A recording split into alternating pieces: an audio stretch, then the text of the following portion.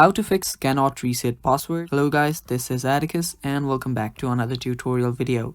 In today's video, I'll teach you guys how you can fix your password not being able to reset, and it gives you errors such as this. This Apple ID is either not valid or supported.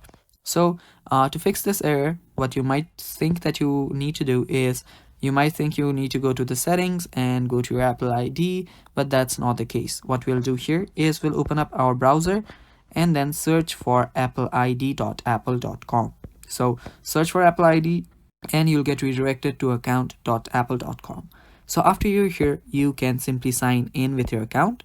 Tap on sign in and you'll get the sign in option. So after you sign in here, what will happen is you'll need to enter your phone number and you'll need to go through all that process again, and then you will need to reset your password.